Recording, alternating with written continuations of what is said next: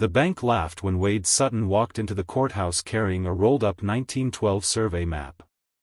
But 10 minutes later, their $4 million land deal was dead. The auctioneer had already raised the gavel. Buyers sat shoulder to shoulder in the old county courthouse, boots scraping hardwood floors, whispers moving across the room as investors and developers waited for the foreclosure auction to begin. At the front table stood Brent Holloway. Tailored suit, polished smile, the kind of man who looked like he'd never stepped in mud unless a camera was nearby. He had spent the last 6 months telling everyone in town that once he bought the foreclosed parcel beside Wade Sutton's ranch, he'd turn the whole stretch into a luxury countryside development. Vacation cabins. Private fishing ponds. Modern country living. That was what the brochure said. Wade called it what it was. A land grab. Brent spotted Wade entering from the back and smirked. Well, he said loud enough for half the room to hear, didn't know this auction came with historical reenactments. A few people laughed. Wade said nothing. He walked to the rear wall and stood there quietly, one hand resting on the cardboard tube tucked under his arm. The auctioneer cleared his throat. Opening bid at $750,000. Stop the auction. The room snapped toward the back. Wade's voice wasn't loud. It didn't need to be. The auctioneer frowned. Sir? Wade stepped forward slowly, boots thudding against the wood floor. If you sell that parcel today, he said, you're selling land with no legal access. Silence. Then Brent laughed. Everyone here drove in on the access road this morning. Several buyers nodded. The bank attorney folded his arms. Mr. Sutton, if this is another attempt to delay proceedings. Wade set the cardboard tube on the front table. Uncapped it. And slowly unrolled a yellowed survey map across the wood. Its edges were worn and curled with age. Ink lines faded but precise. Bottom corner. 1912. The room leaned in. Wade flattened the paper with both hands and tapped a marked line running beside the auction parcel. This, he said, is the original county survey my grandfather recorded when these parcels were split. Brent's smile faded slightly. Wade traced one finger to a red-marked section crossing the dirt road everyone had used that morning. The only road into that property. He paused. Then tapped the red mark. Runs 6 feet inside my boundary line. The courthouse went dead quiet. The auctioneer blinked. The bank attorney stepped forward.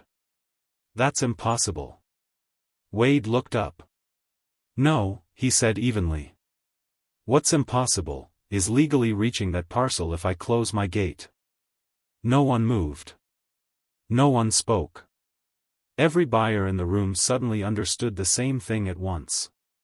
If Wade was right, the parcel Brent planned to buy was nearly worthless. Brent stepped forward, jaw tight. That map is over 100 years old. Wade reached into his folder and placed a second document beside it. A certified survey update from 3 weeks ago. The bank attorney grabbed it first. Read the page. Then read it again. And for the first time all morning, he stopped smiling. The room changed the moment the bank attorney's expression did. He lowered the survey update slowly, eyes moving from the document, to the century-old map, then back to Wade. Brent stepped closer. Well? The attorney didn't answer immediately. That silence said more than words could. Wade folded his arms. The updated survey confirms the original boundary line, he said. That road crosses my property. 6 feet the entire length. A murmur rolled through the room. One of the bidders whispered, "You've got to be kidding." Brent snapped toward the attorney. "Tell them this doesn't matter." The attorney straightened his jacket. "Even if the road slightly overlaps Mr. Sutton's property," he said, forcing calm into his voice, Continuous public use over decades can establish access rights. Several heads nodded. It sounded official. Reasonable. Like the problem might disappear. But Wade had expected that. He reached into his folder again. "You mean prescriptive easement," he said. The attorney's eyes narrowed. Wade laid another paper on the table. "My father signed a maintenance agreement with the county in 1984 allowing them to grade that road." He tapped the signature. Permission was granted. The attorney stared at it. Wade's voice remained steady. And if use was permitted, it was never hostile. A buyer near the front muttered, "So no prescriptive easement." The attorney didn't correct him. Brent's face tightened. He stepped forward, voice sharper now. "Then implied easement." Wade turned toward him. "Only applies if both parcels were once owned by the same person before division." He let the silence stretch. They weren't. The county clerk had already begun flipping through records at the side table. The room watched him. Watched his hands move faster. Watched Brent's confidence start to crack. Then Brent laughed, but it sounded forced. "This is ridiculous. A 6-foot overlap on a dirt road doesn't kill a deal." Wade met his eyes. "It does when that dirt road is the only legal entrance." Brent looked around the room. No one was laughing anymore. The investors who had come ready to bid were suddenly whispering to one another, doing math in their heads. No access meant no homes. No cabins. No development. No financing. No resale. Worthless land. The auctioneer looked toward the clerk. "Can you verify whether any easement is recorded?" The clerk nodded and hurried into the records office. The courthouse fell into a tense silence. Brent leaned toward Wade, voice low enough for only nearby people to hear. "You planned this?" Wade didn't blink.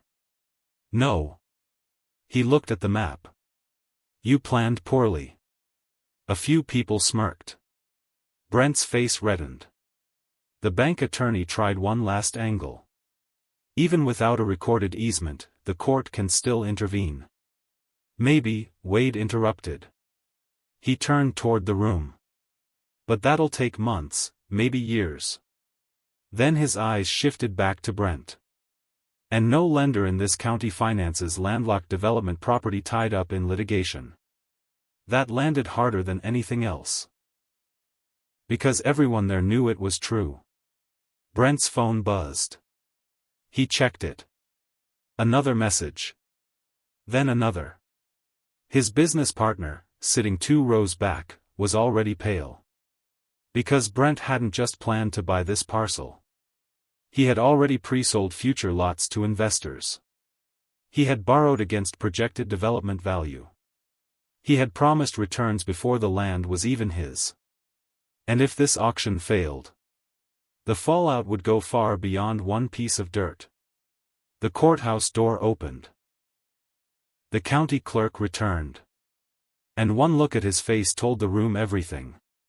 The county clerk didn't return to his chair. He remained standing near the doorway, records folder in hand, his face tight with the kind of discomfort that comes from carrying bad news no one wants to hear. The auctioneer looked at him first. "Well?" The clerk cleared his throat. "I checked deed records, easement filings, cross-referenced parcel histories, and county maintenance authorizations." He opened the folder. "There is no recorded easement granting access across Mr. Sutton's property." The words hit the room like a dropped weight. One bidder quietly muttered, "Jesus." Another immediately closed his folder and stood up. Brent stepped forward fast. "That doesn't settle anything." The clerk looked at him calmly. "It settles what's on record." The bank attorney interjected. "This can be corrected through litigation." Wade nodded once. "Eventually." Then he looked toward the room full of investors. "But until then, "Whoever buys that parcel buys a lawsuit and a locked gate." That was the line that changed everything. 2 more bidders stood. One grabbed his coat. Another walked straight for the exit without saying a word. Brent watched them leave, panic beginning to creep beneath his anger. "You idiots are overreacting," he snapped. No one answered. The auctioneer looked at the bank attorney. Then at the clerk. Then down at the untouched gavel in front of him. Finally, he exhaled. "This auction is suspended pending legal review of access rights." Brent slammed a hand onto the table. "You can't do that." The auctioneer's tone hardened. "I'm not selling disputed land under my authority." Brent turned to the bank attorney. "Fix this." But the attorney wasn't looking at Brent anymore. He was staring at Wade. Because Wade still hadn't played his final card. Wade stepped forward again. "There's one more thing." The room froze. Even Brent stopped moving. Wade pulled another folded document from his folder and laid it on the table. The bank attorney reached for it. "Read the heading."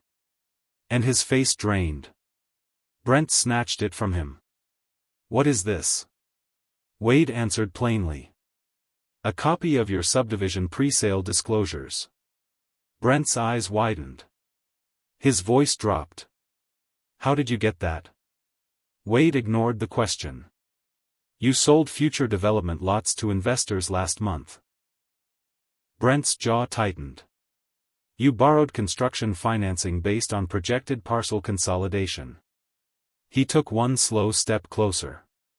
"And every one of those contracts says the development requires legal road access through the foreclosed parcel." No one in the room breathed. Wade's voice remained flat. "If this parcel has no access." He let the implication hang. Then finished it. "Your whole project is dead." Brent's business partner shot to his feet. "You told us title was clean." Brent turned toward him. "Sit down." But now the room had changed again.